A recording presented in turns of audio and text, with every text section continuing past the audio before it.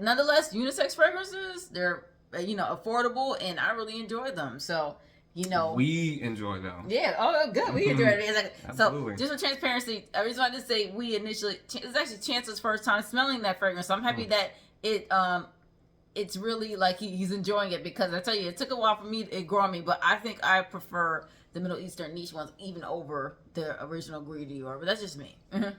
Welcome back to MSM Boyfriend. This is Sada. I'm Chancellor. Welcome back, ladies and gentlemen. Oh yeah, and we're doing real good right now. Not too many big breaks between our videos.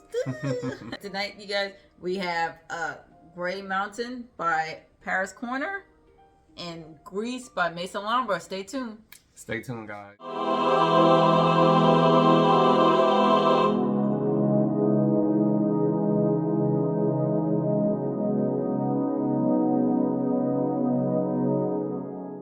My younger brother Jermaine, he's active in the military, he's in the Navy, and he actually has a YouTube channel, and he tells stories. I love listening to like audio books and stories, and he really puts a really cool spin on it.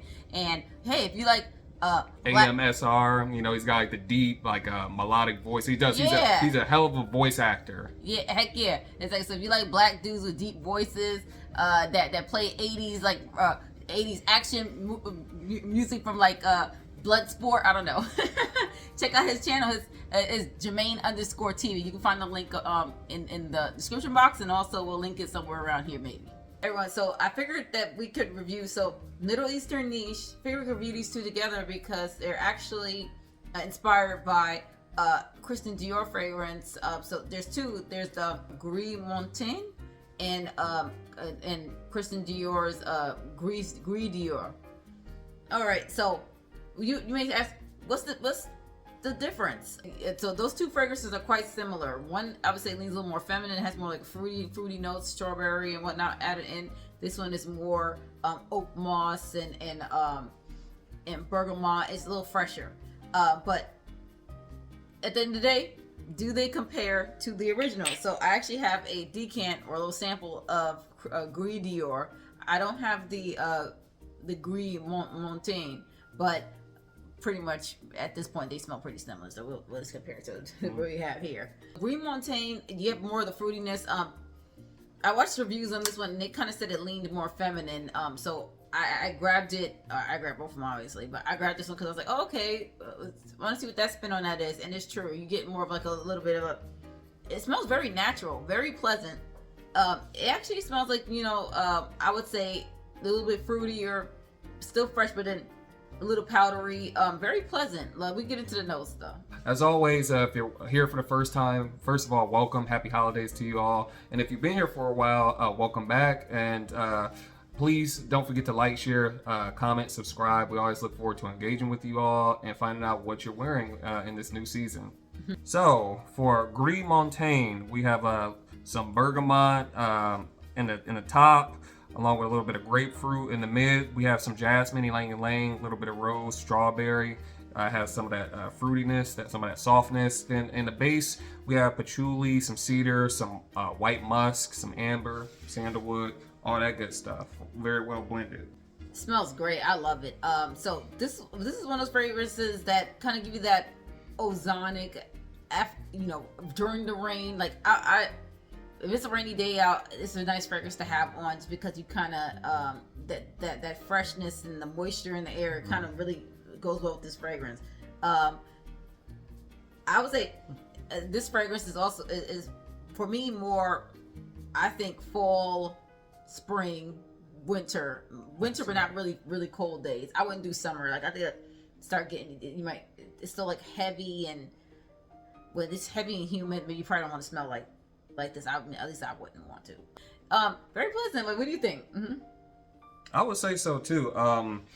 There's not this punchiness to it. It's really mixed in well.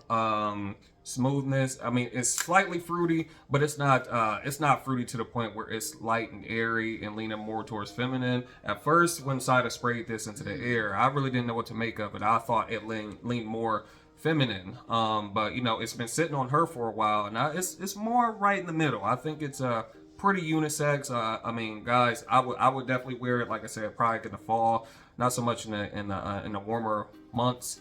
But yeah, I actually do like that. It I didn't wasn't sold at first, but I'm sold now. Yeah, I would say it's an interesting scent. So initially when I smelled it, I didn't like it very much. Like I had this sample of Gris Dior for a bit, and at first I was like, that's kind of. It didn't stink, but it was like kind of weird. I was like, I don't know. And I came back to it, and it's like, I think it was probably the season I smelled it in, right? And then it was kind of like I smelled it, maybe like we started getting cooler into fall, but not too much out of summer. And I was like, I like that. But me, I didn't want to spend no $330, whatever it is, for the Gris Dior. So I was like, let me see about those Middle Eastern niche ones, see if there is one that's inspired by it. And went onto YouTube and saw there's actually Vegas since mentioned both of these fragrances, and he mentioned how close they were. So I was like, okay, not my favorite fragrance in the world. So I just to own the scent, I'll go for the Middle Eastern niche, and it's awesome. I actually would say that I enjoy it more than the original. And it's not because of the price. Like, you don't get like any kind of, there's like a lot of oil on our skin too. I'm not sure if you can see that. It's like concentrated, and it when you first spray it, it had an alcohol blast, but the minute the alcohol evaporates, like it just, you get like a it gets into the bone, right? It marinates into the skin, and that's one of the things that I personally like about it as well. But I didn't know that I was going to get that, or the oil content. Again, with these Middle Easterns, man, they be hitting in those price points. Again, when she told me the original versus the quality and how well this was mixed, I was like, wow. And please, like, if you love the original, the Gris Dior, I'm not saying that that's not worth the money. Get the ones that you love. I'm just, as a person who loves fragrance, like myself, quality fragrances at that too. It's really great to have an assortment for different types of moods and weather. That's the kind of person I am. And you can have these added to your collection. It's not my favorite fragrance in the world, but it's affordable, and that's great because if I can have it there and it'll sit there and I just, spray it liberally, and it wasn't like, because most times you may like a scent, but you really only get the ones you love because you don't want to spend money on something that you're not going to go pull all the time. But that's Gray Mountain. So after Gris Montaine, and we'll go ahead and go into Gris now. Gris by Maison Alhambra. So it has like the purple kind of juice, just like Gris Dior does. And Chancellor actually sprayed it on my hand too. I have this one here, so these have been sitting here for at least 15 minutes, just to kind of see. I can't tell the difference between the scent, right? Quite frankly, I would say they're about 90% spot on. But like, look at this; it's a lot of juice in here. A lot of juice in this bottle. Yeah, it's like I think it's 100 ml. It's 100 ml. I can't tell the difference between Gris Dior and the Gris by Maison Alhambra. Quite frankly, now I can't tell the difference in the dry down. So initially when I sprayed this and I applied this one, Gris actually had like a sharp kind of musky something in it that I didn't really love, quite frankly.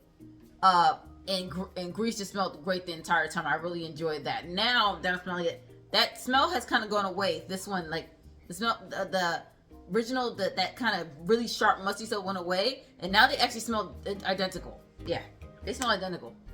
Yeah, about 90% spot on. But again, like she said, like when you spray these on, it's the oil content. It's these almost strike me as extrait de parfums, more so than eau de parfums. And I'm not a fragrance wizard by any means, but I can't help but notice, like these sorts of fragrances that we've been reviewing lately, when we spray them on our skin and the ones that stick, like that's kind of oily and that we can see, they tend to have the best impression on me. Yeah. And just to give the notes of Gris, it's oak moss, rose, patchouli, bergamot, cedar, amber, and sandalwood. So less fruitiness, but I would say it's great to have both of them if you would like. There's slight differences. You can say one's more feminine, but not really. They're both unisex. I think it's more so, okay, as a man, do you want a little bit more fruit in there, or do you want to have something a really clean, crisp scent? I think you could own both easily, right? Because the more fruity one could be, for a casual, fun, gathering, and then the sharp one could be when you go to work and you want to wear a suit and tie. That's what I think. And by the way, guys, we have an announcement to make. So on Friday, I went ahead and I proposed to Saida. So we are fiance now, and thank you guys who have been with us since the beginning. The channel's still going to be called Having Boyfriend. We're still going to stick to our origins, but you know, this weekend was magical, and we want to share it with you all. So join us for another evening of Heaven Sent Boyfriend. Don't forget to like, comment, share, and subscribe. And until next time, we'll see you guys in the next video. All right, bye. Bye, guys.